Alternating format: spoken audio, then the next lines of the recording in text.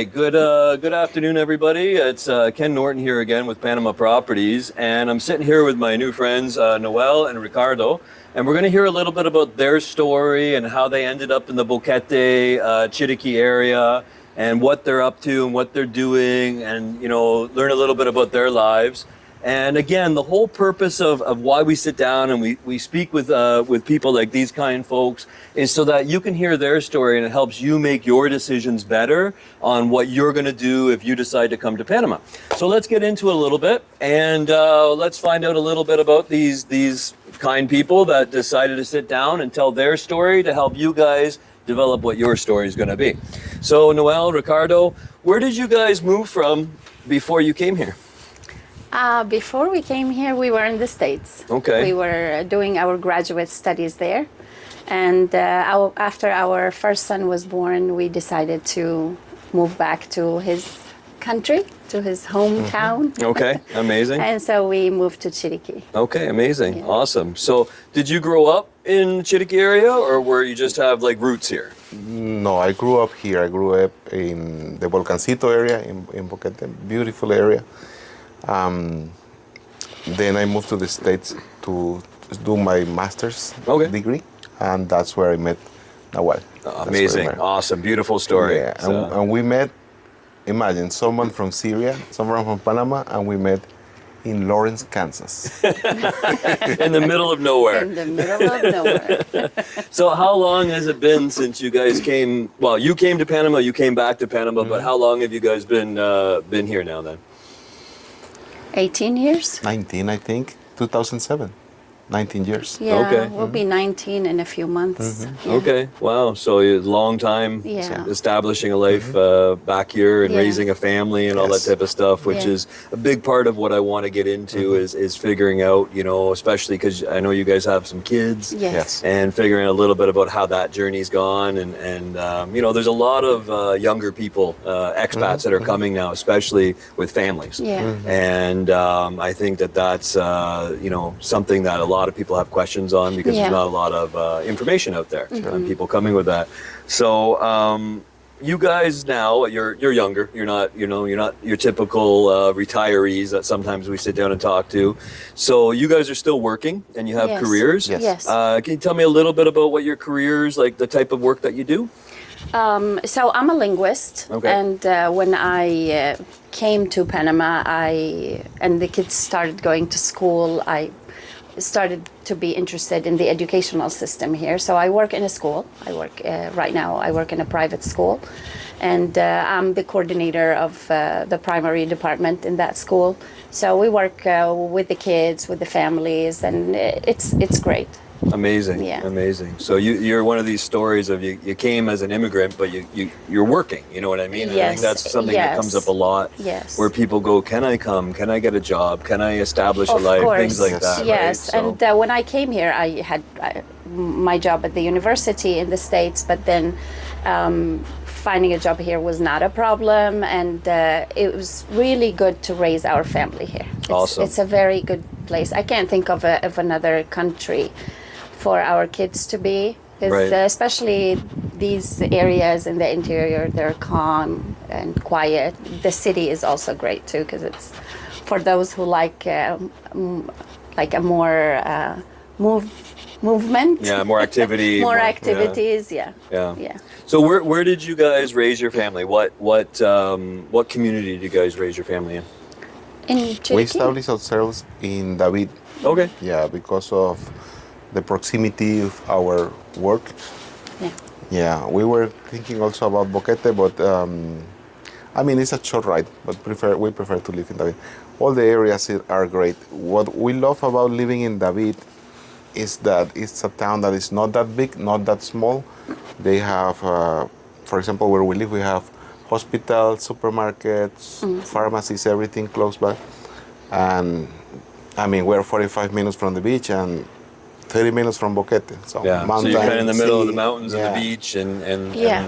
living the best life. Yeah, Living the best exactly, life. exactly. Hey, David's a community that a lot of people are considering, and I always say, well, it depends if you want to be in a city or you want to Yeah. be Yes. in the country kind of thing. So there's a lot of advantages to being in an urban area, Yes. especially raising a family. Right.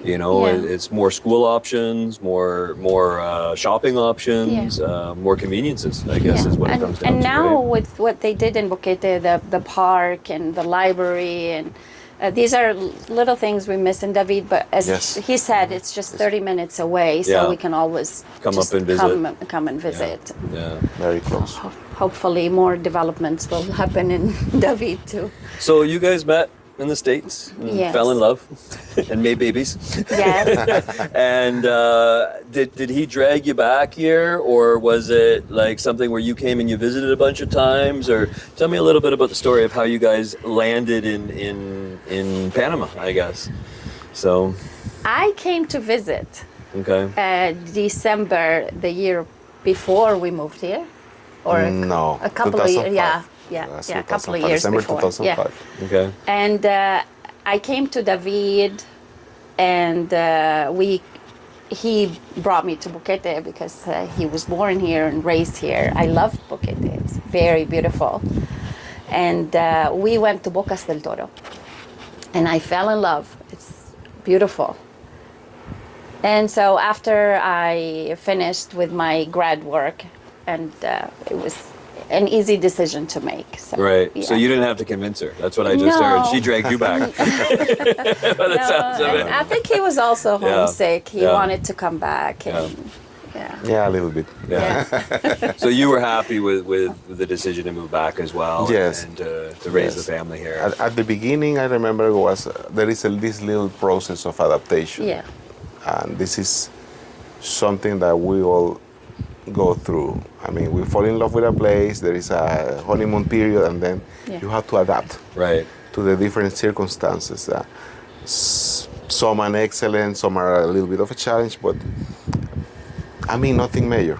Right. With time, you adapt and you get to enjoy everything. Was there any specific challenges you found in raising the kids here, like compared to say like your native culture, or say if you made the decision to stay in America or something? Is there any specific challenges that you found, or was there, I guess on the flip side, any major advantages to having the To be raise a honest, family? I can't think of challenges. It was, as he said at the beginning, it was just adapting, and it's us as adults. But it was easy to overcome. Once you see the people here are laid back, and life is slow, and it gives you time to breathe. And we have 4 kids, so and we had them back so to no back. time to breathe, really. Really, but still, Yeah. I mean, the advantages. It's safe. Everything is nearby, so the kids have the opportunity not only to go to school but also to do other activities. Our kids do music, they sing, they play instruments, they do karate, they do theater. So I don't Debate know if I club. missed debate. They do a lot of activities here and in Panama City, and talking as a big family. It wasn't that hard, It was just if you know how to manage your time, Yes. life helps you, Right. Because life is not rushing you. Yeah. So it's just you and your schedule. Right. Yeah. Yeah, also talking about having a big family, the cost of living. Yeah. I mean, to compare with other countries, this is not expensive. This is good in that front. Healthcare, groceries, the things that life throws at you. Yeah. It's not that expensive. Yeah. you know. A lot of countries would be impossible to have 4 kids. Like, cost-wise, it would be very difficult. Not impossible, but difficult. Whereas I agree. I think in Panama, it's doable here. Like, kids Yeah. don't bankrupt you. By having kids here, I think it's a lot more doable. Like you can afford it. Yeah. Yes. And for us being like we did our graduate study, master's degree, and doctoral studies, it was very important also for us that the kids go to good schools. Right. And they we are very happy because our two oldest boys they graduated from high school. They got admitted into excellent universities, so, like in the States, in Europe, and they are prepared in terms of research, in terms of so that's what we wanted. Because to be honest, when we first came here with our oldest son, we talked about homeschooling, and we like homeschooling, but we did find excellent choices for us, so it worked, and that's something That's that wonderful matters a lot. to hear that success story in raising a family. And you guys are, I think, close to being done on raising a family. Yeah. Like they're grown now. Yes. So, you know, you've been through the journey. And I know a lot of people that come now, they're coming with smaller children or teenagers or whatever. And these are questions that come up a lot. So to talk to you guys on, you've been through it, you know, and you've kind of, you know, you're going into the more relaxed point where you got them through the journey and you've had success, and that the educational options are here. I think that's important for people to hear. And finding a family, like for us, he is from here, I'm not from here, but it's important for people that come here, if they don't have family here, to just find a community and support that's networks. it. Support networks are, So outside of every Panamanian I know has a pretty close family typically, but I mean it's there's always exceptions to that or whatever. But besides your family, did you guys establish your community as well, or how did that journey go? Yes, it's really interesting because we have our circles. I mean, we have our culture circle, we have our fun circle, and whatever. But yes, we have, besides the family, really good friends that help us. We help them. You know, it's really good. And I don't know if something also with the environment. I mean, this is a little more relaxed. People tend to be more close. Right. Yeah. I don't know what it is. Yeah. And as he said, like I'm into music too. So and the kids too. So that community of music, then that community of food, circle. that community of the more studious groups where we talk about other. Yeah, it allows too many interests. Yeah, exactly. Different interests, and when you come here to Boquete, there are other communities that you feel part to. Like you are welcomed. Right. That's arms. how I feel. Right. Yeah. Open arms. Yeah. So, I mean, it was an easy transition back for you because this is where you're from. But when you first came here 18 years ago, Yeah. did you have any struggles in adjusting with the culture? Did you have any struggles with finding that kind of groove to get into, or was it a fairly easy transition for you, or how did you manage that, I guess? Okay, I'm half Latin too, Okay. right? But and I speak Spanish as a native language. Okay. But still, from a linguistic point of view, the Spanish of my country is different from the Spanish of Right. Panama, and the way we express things and the ideas. So, at the beginning, it takes time to adjust. Yeah. Like you have to know what you're gonna do. So if you are doing your own business, or if you're gonna work in a join a system, so that for me was difficult the first year Right. to find the right place to work in, and basically, yeah, that was all. Yes. Yeah. Yes, and the usual minor things that you find when you encounter a new culture, like how close you have to be to people, Exactly. how to deal with, I don't know, navigating the local system. Yeah. You know, Bureaucracy it's funny. and stuff, It's funny because I was pregnant when we came, Okay. and I remember when I went to the bank, for example, or to the grocery store, people were very close to me, or they would, and I'm like, okay, so why are you so close to me? And then I also remembered when I would be in the bank that I would be in the line, and people said, no, you have to go first. I'm like, no, I don't want to go first, but you should.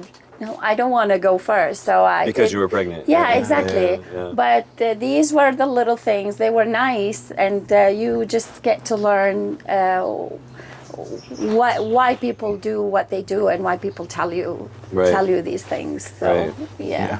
So what do you guys speak at home with the kids? Do you speak Spanish primarily? Do you speak English? Do you do a mix of it? Do you, like I know like you speak Arabic as well. Yeah. Like how does home life go with Well, I speak Arabic to them; they understand. Okay.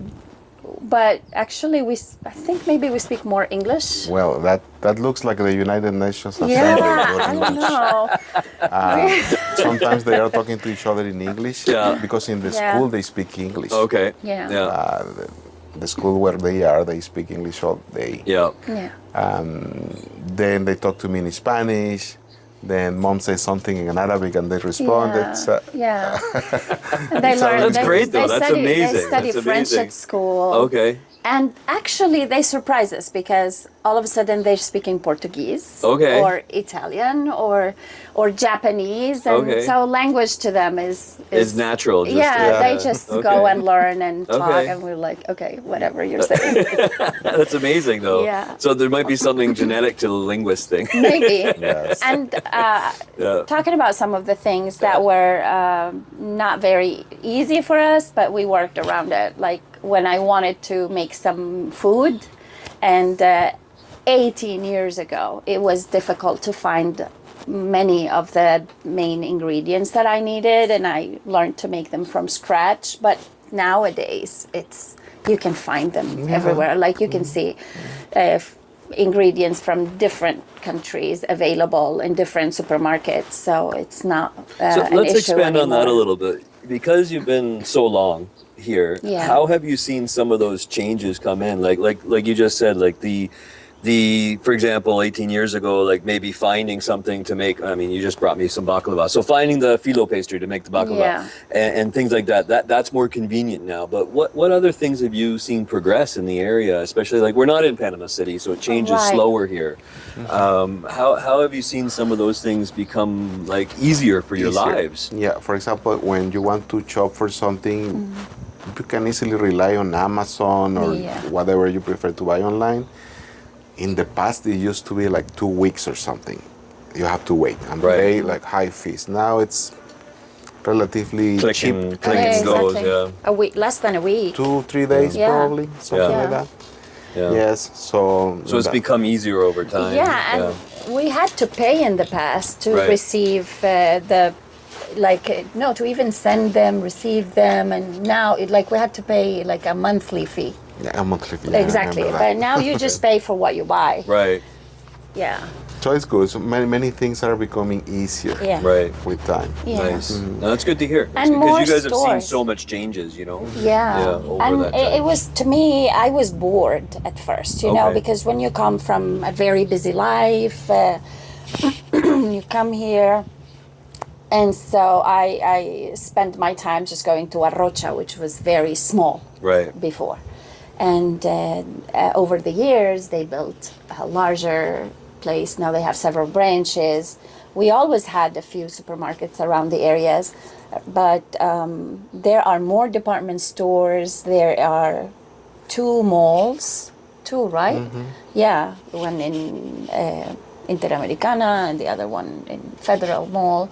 I know more supermarkets are coming. Like I know Riva Smith is building here. Yeah, so you have a lot of things going on. And Boquete is nice because it's the place that has a lot of restaurants and yes, you can get a good steak. options. Yeah, get a good steak. Yeah, I mean, David has good restaurants, but Boquete has a different have feel. better options.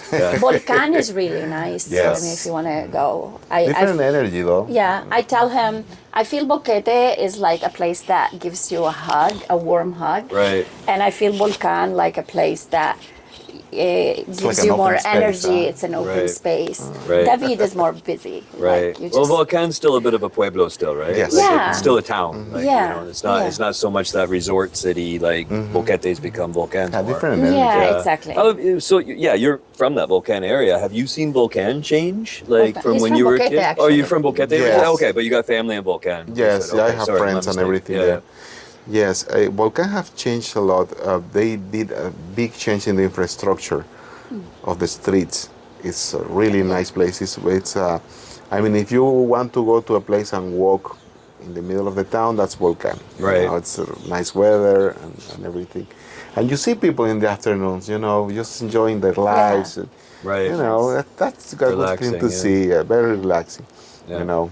And I think the government has made a good job investing in infrastructure in many key places. Yeah, that's important to hear. You know, that's important to Yeah. hear for, especially because you've seen from when you were a kid to now. Yeah. Yes. And you know that's Yeah. positive feedback to see that that's happening. And it hasn't been brought up, but the health system. Okay. You have the options because you have the public hospitals, Mm-hmm. and I gave birth to 3 of the kids here in 2 of them in a private hospital and 1 in the public hospital, and great. Yeah. Because I had the first one in the States, Yeah. and I can tell you I didn't feel difference Right.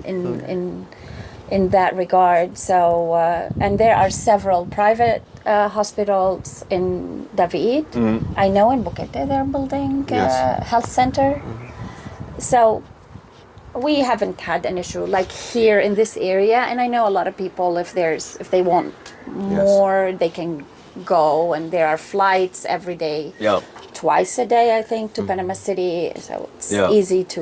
But you've been just happy go raising around. a family. You've been happy with the healthcare Absolutely. system. Yes. in this area. Absolutely, Yeah. yes. Well, to be Yeah. honest, when we first got here, I thought I wanted to go to Panama City. Right. It was just very slow for me. Yeah.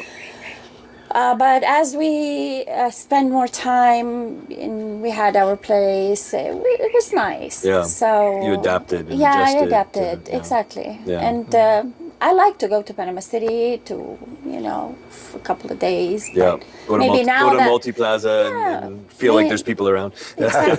exactly. But we Yeah. have the option now here Yeah. too. Yeah. So I met you guys through your new business that you're starting, and I think probably by the sounds of it, because the kids are getting older, you can fit this into your lives maybe a little bit Yes. easier.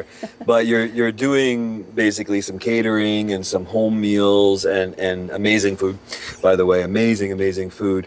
And to touch on this, I want to know a little bit more about that. Because you're a couple that's going into entrepreneurship now, and I always think that's great. I love entrepreneurship. I love hearing about people's business stories. I like hearing about how people make their livings. Yeah. Do you think, and I just want to back up to a little bit, if 18 years ago or 15 years ago, especially because a lot of what you're cooking is from your homeland, Yeah. that type of ethnic food, do you think 15 years ago you could have done that with the availability of ingredients, or do you think it's something that you can only do like now because it's more easy to get the stuff you need to make this food? Yeah. Well, when I came, we started with different type of food, cakes and breads, and it was hard. I did make some of the meals that I make now, some of the food. Yeah. But again, as I said, everything had to be made from scratch. Okay. I still make it from scratch, but Sure. it's different. Yeah. Because now you say, I want to make it from scratch, Right. but I know it's available. Yeah. Yeah, it's know? not But you can buy have to. some of the Yeah, spices ex- instead of grow the spices Yes. and stuff like that, right? Yeah, yeah. Exactly. Yeah. Like cardamom, Right. like pine nuts. If it's not available right now in David, Yeah. I can, as he said, I can just go order it from Click. Amazon, Yeah, yeah, exactly, yeah, and it'll yeah. be here in a couple of days. So it is much easier right now. Okay. Absolutely. So Yeah. what are you providing to the community? And I think that's the biggest thing that I got from you guys when I first met you, is that you're very community focused, and I think Yeah. your food business is very much about servicing a community more than just about making money. That's the feeling I got Yes. from you guys, which is Yeah. why I wanted to talk about that. So what are you providing the community with your food business? Tell me a little bit about what people can get and how that helps the community. Healthy options, that embrace that you get from a home cooked meal, Right. because I missed it so much when I left my country, my family. Yeah. And cooking is just not only about the food, it's about the culture, about what you are communicating to people. So I just want them to know that, to encourage them to make their hometown meals, Right. and also to try the diversity and eat healthy meals that are easy to get Right. and delicious. Yeah. It's really good. I mean, she's the heart of everything. Of She that feeds you business. well, I can tell. Yes. She's not a bad cook, I can tell. I so, have yeah. the difficult job of tasting everything before, for quality purposes. Oh, poor Ricardo. Poor me. And one of the things I always joke with her, I mean, I'm not vegetarian, far from it. But Yeah. if I were to be vegetarian, that Yeah. will be with Middle Eastern food. Right. Oh my God, so many options. Right. Delicious. Yeah. Right. Really delicious and So, healthy. what are you guys doing? Are you doing catering? Are you doing home meal deliveries? Like, what niche are you in within the wonderful food you're making? Both more deliveries. Okay. Yeah, but if catering options, if people want something catered for events, we Okay. do that too. Okay.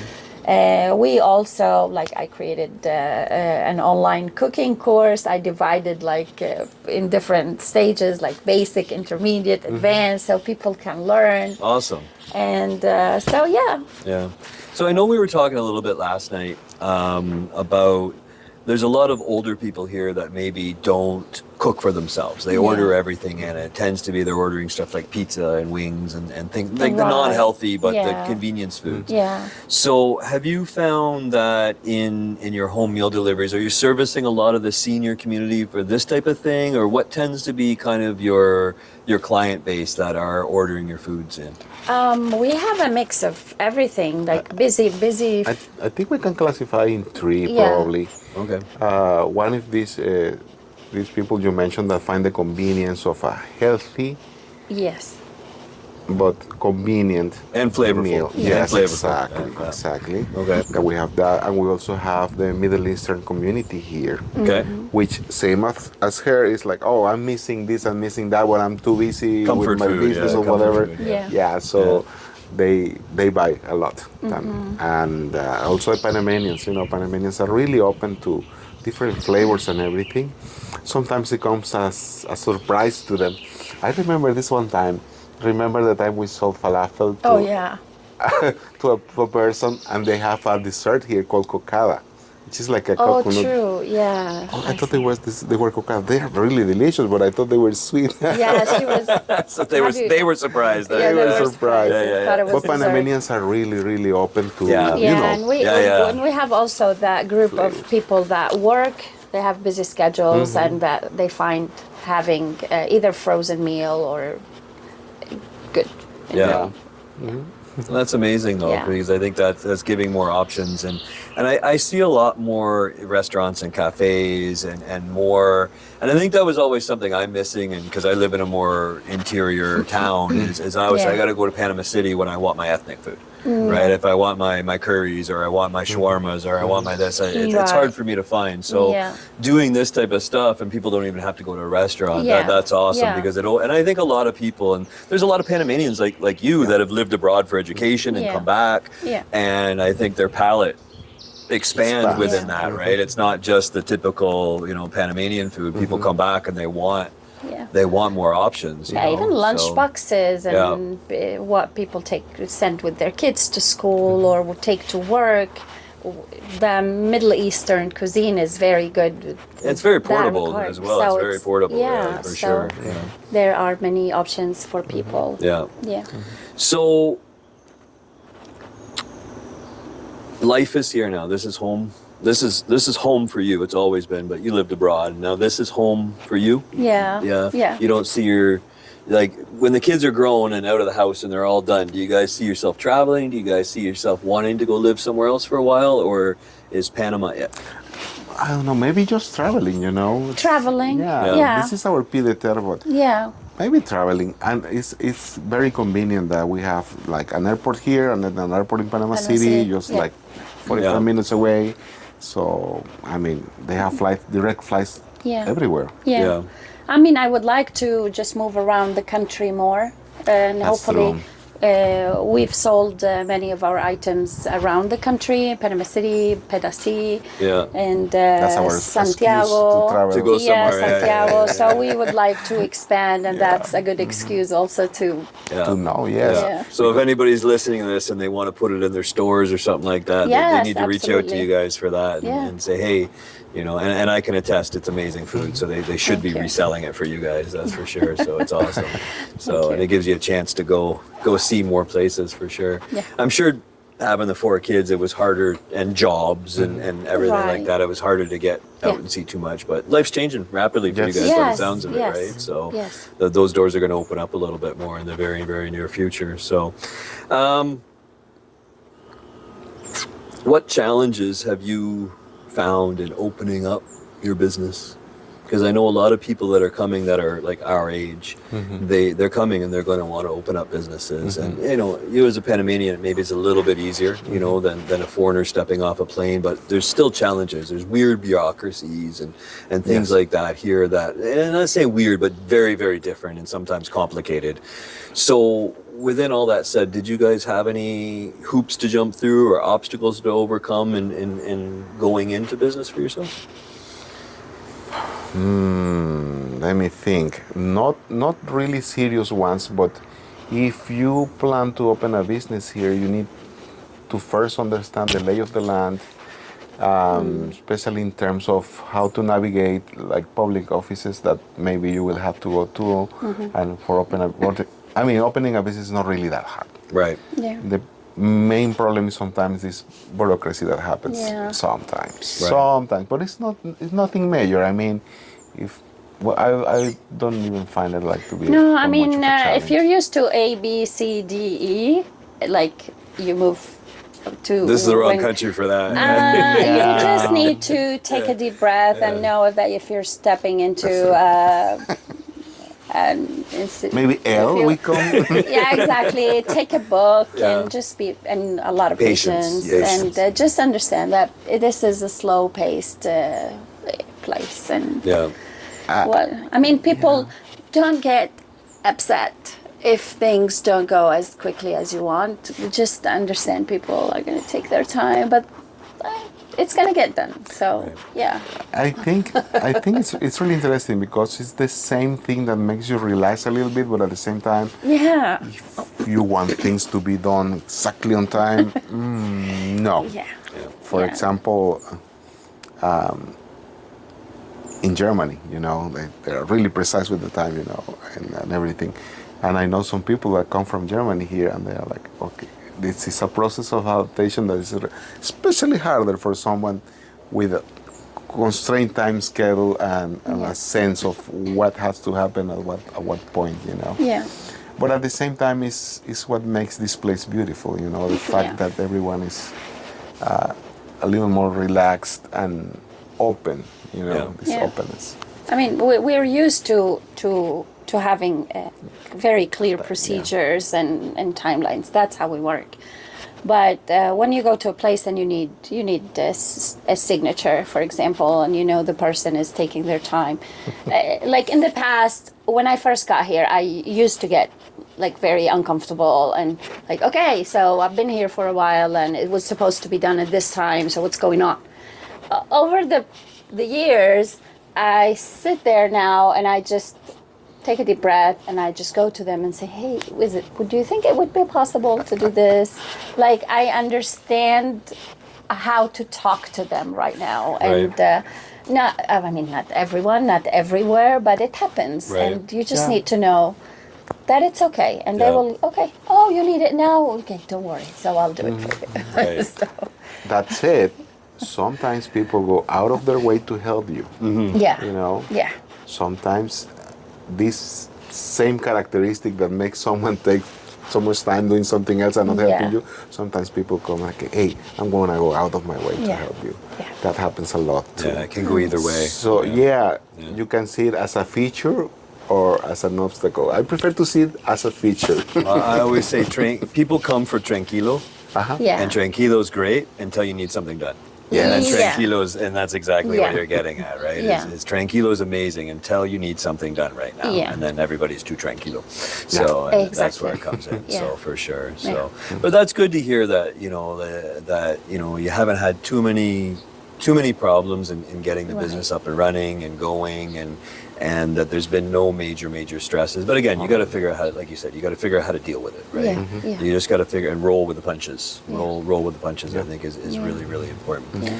What advice, as people that have been here for a long time, opening a business, there's a lot of people, like I said, just like you guys, that are coming, and that's going to be their way of continuing. What advice would you give people that are going to come and they're going to come with kids, they're going to try and open a business? What, as the seasoned veterans in this, what advice would you give those new people coming that are going to go down the same path as you guys?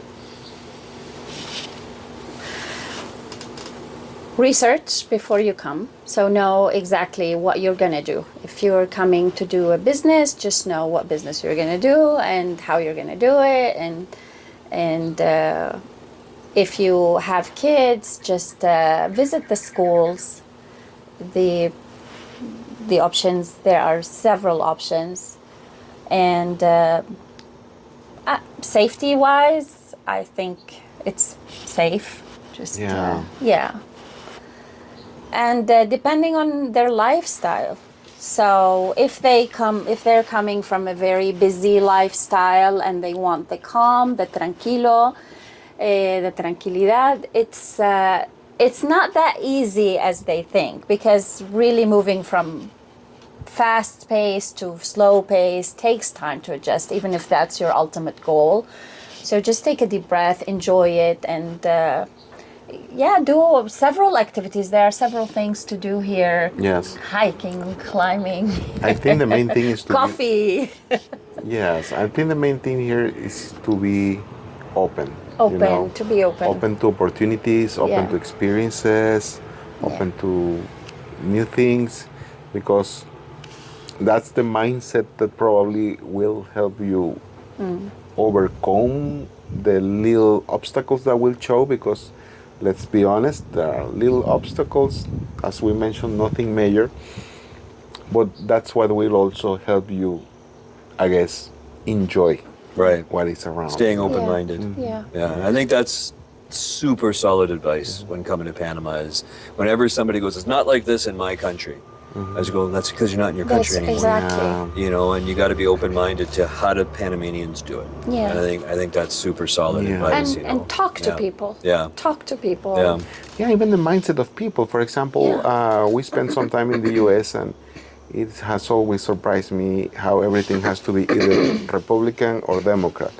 That doesn't happen here. Yeah. I mean, you talk about such concepts here to people and they are living their lives. I mean, it doesn't matter what happens on the top, what changes with the government, you have to be happy. Yeah.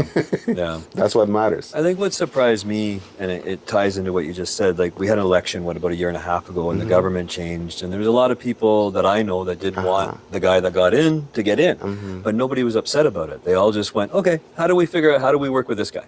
Yeah. Instead of being angry, they just go, okay, this is who we have to work with. Yes, that's what we have. Let's figure, and then that's very Panamanian, just to Yeah. be like, hey, let's figure out how we're going to make this work. How do we navigate this? And that goes everywhere from the guy that has the 1982 Corolla that's got it tied together with duct tape and he makes it work, all the way up to politics. Yeah. Yes, And that's the beauty, I think, is Yeah. people just go, hey, let's make it work.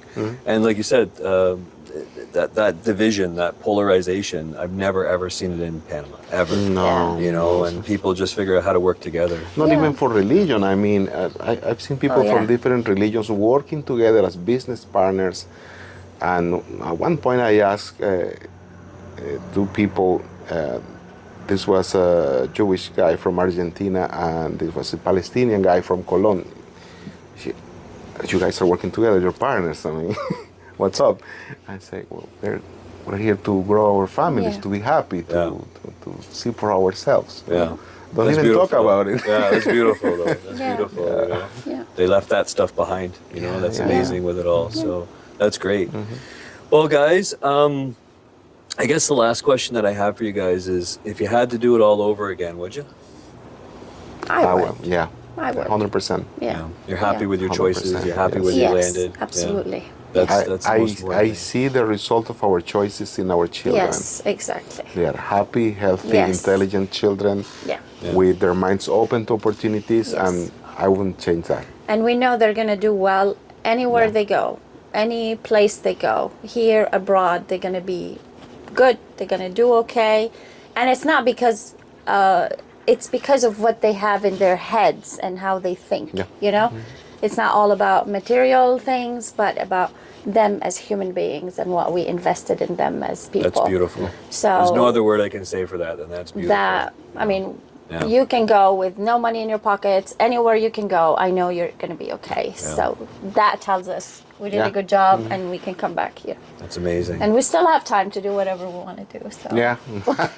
So, So, shameless plug time for your food. How do people get a hold of you? Do you have a website? Do you have do you have a website? yeah, we have. Okay, what's your well, website? Right now we have actually an Instagram account. Okay. It's Alif Cuisine. Okay, spell it. And ALEF as in Frank, and Cuisine CUISINE. Okay. And we're working on building our website. We do have Flavor Nomads that has some articles and also The course.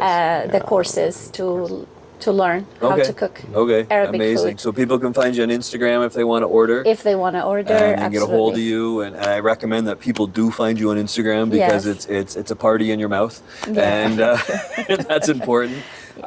Thank you so much for Thank sitting you. down and telling your story. Thank you so much for helping other people. And there's a lot of course. people like you that meet their Panamanian partner Yeah. and they don't know, should I go back to Panama, and stuff like that. Yeah. There's a lot of people that are interested in Panama, but they don't know much about it. Yeah. And that's why we sit down and we do this. We do this so that people can hear your story. And your story is different than the other people and the other people and the other people. But I think the more of these stories we get out, the more that people can make informed decisions. Right. So I really appreciate you guys telling your Thank story. And I hope the people that see and hear this really appreciate your story as well. And thank you for being open and forthcoming about Thank where you your for guys' journey. having us. So for sure. Okay. Thank you again. Appreciate it.